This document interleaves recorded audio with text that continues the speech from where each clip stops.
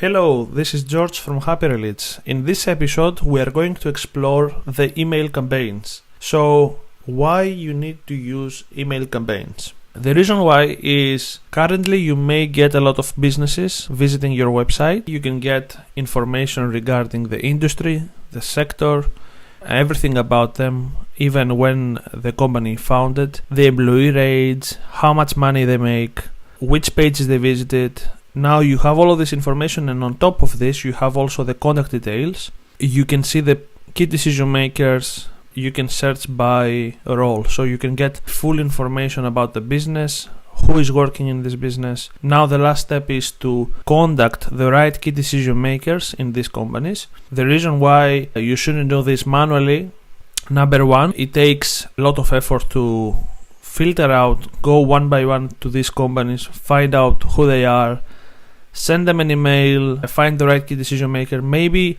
if you do it manually, you're going to send only into one of them.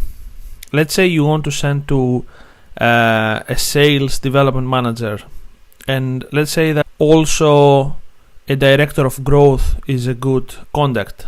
Then you have to contact 2 or 3 or sometimes even 4 key decision makers, and you have to do it manually. And then most of the times they are not going to reply on the first email, so you have to build a series of emails, email 1, email 2, email 3, email 4, and it's extremely difficult to keep doing this for a long period of time. All of the techniques you may have used before, or maybe you have heard before about the cold outreach, they apply also here. So you wouldn't do a cold outreach by sending manually emails, because number one, you cannot handle the volume, and number two, you cannot cope with all of these follow-ups that you have to do to each one of these contacts. And the other reason is also that not everybody will come back to you, so there is going to be a big number of people that will ignore your message, and this is something you should expect. They never have done any introduction to you. You may know who they are, you may know that this company visited my website, but they know nothing about you. So because they never talked to you before, you will have to approach them in a cold approach, and that immediately means that many of them, they will not reply back to you. So what you try to do is you try to do your outbound campaign using Happierleads. Try to go back to everybody that visited your website. Some of these people will return. You can tweak how many messages you send, when you send the messages, who you want to target out of all of the emails, what the message content will be. So all of these are parameters that you have to fine tune until you make this work for you. Okay, so let's get started and show you how to set it up. Initially, this is your view, but what we want to convert it to is this one. We want to convert the simple view of just having the companies into an outbound sales funnel, where for every single lead we have a few steps that indicate that this is a matched segment, this is a company, this is a lead that actually matched the ideal segment. For example, we may say that target only companies in the United Kingdom, or target only companies that have more than 2 million in revenue. Did we find any contacts at all for this company? Yes, in this case we found contacts for this company. Do we have a match between the contacts we are looking to find? Just to give you an example, let's say we target CEOs. Is Happierleads able to find within these contacts the CEO role? That's great. Then it moves to the next step. Is it safe to contact those contacts? And now, one of the reasons why not to send a message to this contact is, number one, you may have blacklist this specific contact, or if you add a tag, let's say by clicking this tag, you say that this is an existing customer, or a partner or competitor. So if you tag any of this, Happierleads will automatically know and will not email those leads. If the contact fails the deliverability test, we don't send the email. If we are able to send this email, we are going to schedule, and we are going to tell you what is their names and what is their roles. in the business. And by clicking this stop, you can stop the sending process. And now let's see how we can switch from this view into email campaign view. So the number one thing we have to do is to go to website settings, integrations, and we're going to need to add a new email account. Add your full name. Use a secondary domain to send those emails. The reason why is a lot of the people will mark you as spam because these people do not expect an email from you. Don't get deceived by the fact that they visit your website and they know you. It doesn't really matter. Some of these people will mark you as spam because they do not expect any communication from you. We highly recommend you follow all the best practices for cold outreach, and those best practices consider creating email accounts from another domain that looks similar to your main domain, and that you warm up these email accounts for at least 8 weeks. There are a lot of tools out there that help you to warm up your mailbox, and that is going to help you to not end up into spam. There are also a few settings you have to do, including SPF, that you need to set up into your email, DMARC record, and make sure that your emails can land into the inbox and not into the spam folder. All of this process is out of the context of Happierleads. When you have a mailbox though, and it's ready and is warmed up, you can connect it to Happierleads, and at this point you can provide the email, password, your full name, click next. Normally you can set up using Gmail if you use G Suite. In my case, I have to put manually the SMTP and IMAP hosts because I'm using a different service. You can click these ones if you use TLS or SSL. You can click test settings. When the test pass, then you can click continue. So on the next step, what you have to do is to mention how many messages you want to send in a daily basis. What we recommend is start with about 20 or 10, change this week by week up to a maximum of 100 messages per day. If you want to send more than 100 messages per day, the best advice we can give you is to create another email box. Why you don't want to send more than 100 messages per day? Obviously because then your emails may go to spam or suspend your email account, and we try to avoid that by warm up the email and gradually upgrading this limit. Let's start with 20 at the moment. Click next. Actually you have to provide your data here so you can have access to these variables later on, as we're going to see. You can also create your signature. Click next, and that's it. Now you're going to see your email box here connected and how many messages you have sent for the day, and it's 0 at the moment because we haven't started sending emails.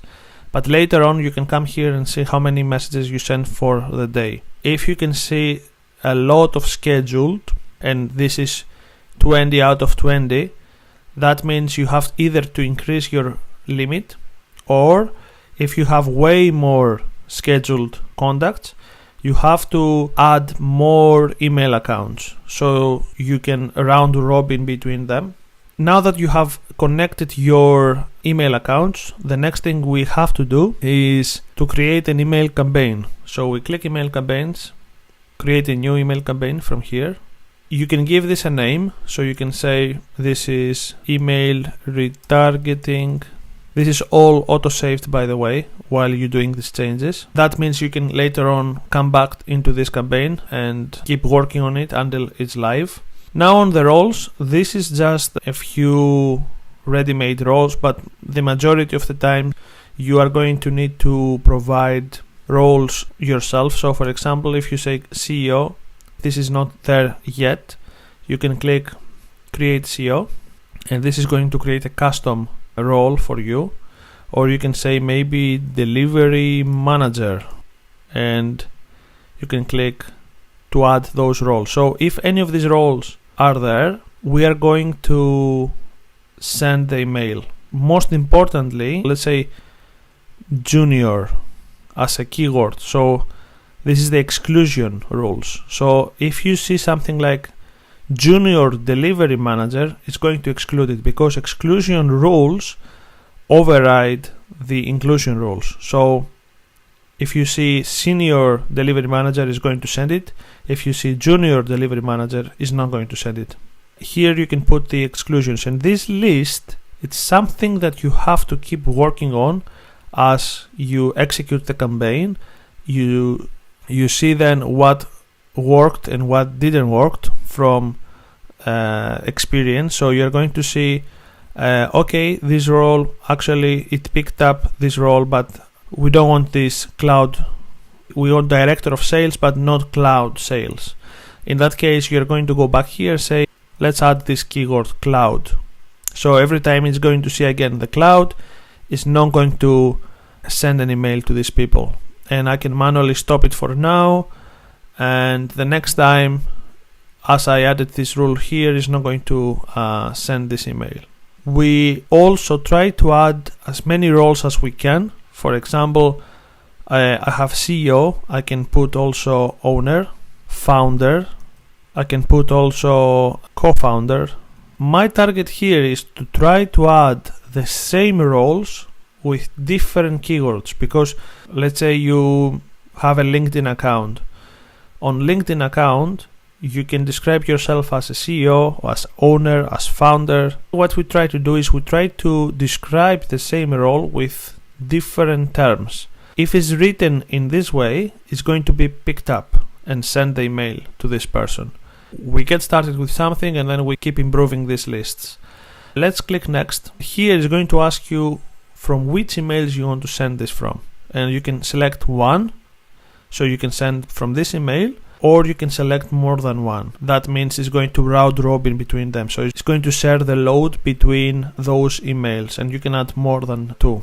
You click next. Here you have to click add email template, and this is the first email you're going to send. Number one, let's give this an email. Say first email. You want to create a subject, so you can say hi, and then you put the first name. Hi, first name. So you have to replace this just in case if the variable is null, if there is nothing there, if it's empty. You don't want to send hi empty, right? So you want to say hi there, for example, right? If you don't mind it, you want to be empty, you can also remove this part completely and keep it like this. Hi first name, or hi there, I have something for you. Just trying to make this up. And then you can say the same here, hi first name, and then you can write your own content here. I'm not going to go deep into explaining what you have to put there, and I get a lot of people asking me what is the best practices, what you should put there. And there is no a good answer into this question because every business is different. I cannot go into a digital agency and say you have to send this message to your client, or B2B SaaS business and say the same thing, right? The message you send to a client A is different to client B. Because every customer is different, I cannot provide with what you have to put there. So what I can tell you for sure is you have to make an introduction. You shouldn't mention that they visit your website because this delivers zero value. First of all, it might not be the same person visit your website, it might be a colleague. And in that case, if you say, I saw you visit my website, it's not valid because someone from the company visits your website, not necessarily the same person you talk to. So in an outbound campaign, what you will normally do is to send an introduction message, try them to book a meeting with you. So ideally here you should put a Calendly link, or something else you can do which is really cool. You can say, do you have some time for a call? Then you click weekdays from now. If it's today Monday, it's going to say Wednesday here. There is enough time for you to have some back and forth to arrange the call between you two. If it's Friday and you put 2 days from now, it's not going to say Sunday, it's going to say 2 weeks days. So it's going to be Tuesday. Do you have some time for a call next Monday or next Tuesday between 2 and 4? So this is really useful for this reason. And there are some more useful company fields. You can use these variables as well. Message 1 can be sent between 4 and 12. Obviously, for B2B businesses, we recommend Monday until Friday. And you can also set up when this should be sent. The first email can be sent after a few minutes, or, and this is my personal favorite, send this after a day. If it's scheduled to be sent after 1 day, you have enough time to react and log into the platform and see the scheduled, but you want to remove it, you can simply click stop. So this gives you the ability to make changes, and after a few minutes you will not have enough time to react, and this will be fully automated. It's going to send the message and you don't have enough time to click stop. So my suggestion is to leave it 1 day. When this is done, you click save template, and that's the first template saved. Then you can click add a new email template, and that's the second email. And you keep repeating and you build all your email 1, email 2, email 3. They will be sent as a drip email campaign, so it's going to send the first message after a few days, it's going to send the second one after 5 days, maybe it's going to send the last one. Either you offer something to them. Imagine you are in the consultancy space, right? And you can say, I can give you 1 hour free consultation for X, Y, Z. Or you can give them free access to your tool, to your service for X amount of time. So either way, this is the last email you send them. After you set up those email campaigns, you click finish. The email retargeting is not enabled yet, and this is something you can enable manually. The reason why is because you can keep working on the draft and you don't want to send an email by mistake. But even if I enable this at this point, nothing is going to be sent yet. There is one thing missing. This is the automation part. If you click automations, here is when you set up an automation. Every time a new lead is identified and is matching those criteria, send them into this email campaign. And we say when a new lead is identified, we have to click this. When a new lead is identified, as the segment is all leads or a specific segment. So if you don't know what those segments are, those are the filters on the left side. For example, revenue, a specific page they visit, how many employees they have, what is the technologies, what is the industry, what is the sector. You can save a segment and this will be appeared here. So very important thing here. I see a lot of people using segments to filter out traffic.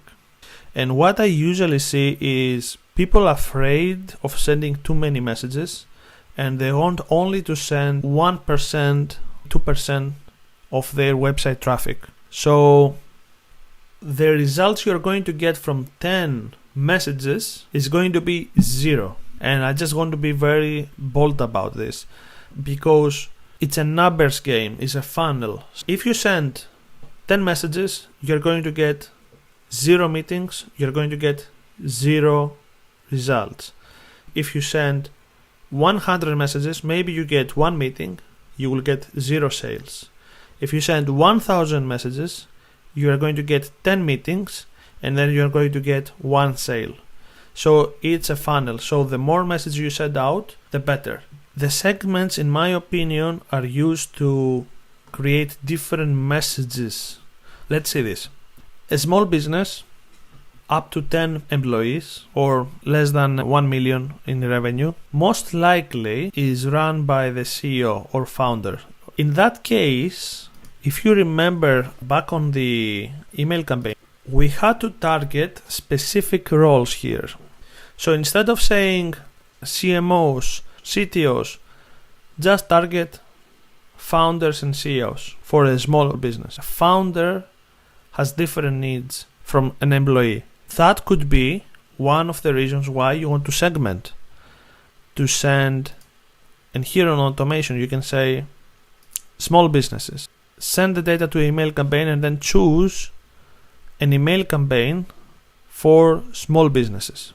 And then you can say, just an example, bigger businesses. And then you can reassign those leads to a big business campaign. Or you have another example. You may have specific pages. Let's say people that visit page A need a different message to receive from people that went into the page B. So when you save this segment, you can target and say, when page visited is X, send them into this campaign. When page visited is Z, send them into another email campaign. So essentially the automation is to route those leads as they're coming in.